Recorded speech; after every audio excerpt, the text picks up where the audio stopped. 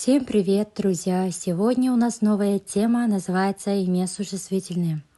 Имя существительное қазақ тілінде бізде зат есім болып саналады. Имя существительное – это часть речи, которая обозначает предмет и явление. Отвечает на вопросы «кто» и «что». Біз білеміз, қазақ тілінде зат есім дегеніміз ол заттың атауын және де табиғат құбылыстарын білдіретін, сонымен қатар кім және не деген сұраққа жауап беретін сөз табы болып саналады. А вы знаете, что такое явление? Явление – это радуга, снег, дождь и ураган. Давайте сейчас определим предметы, относятся к существительным. Да? Вопрос это кто и что. Кто человек, кто писатель, кто мама, кто учитель, кто доктор.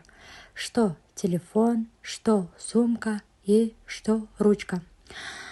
И тағы бір айта кететін жайт, бізде қазақ тілінде негізі жануарларға не деген сұрақты қоямыз, ал орыс тілінде басқаша кім деген сұрақты қоятын боламыз, яғни кто деген сұрақты қоямыз. Например, кто птица, кто корова, да?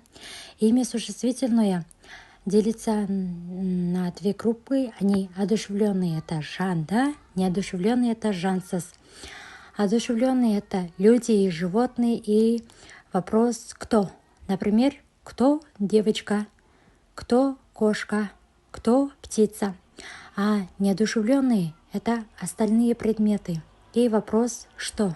Например, что телефон, что книга, что ручка. Какие вопросы мы задаем к этим предметам? Например, вопрос «кто» или «что».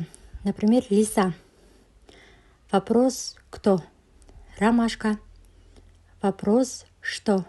Стол. Вопрос «что?» Мама. Вопрос «кто?» Дом.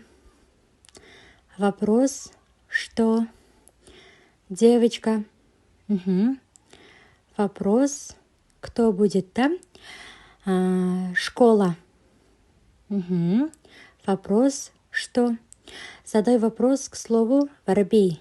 Кто или что? Правильный вопрос это кто? Холодильник. Кто или что? Что? Елка.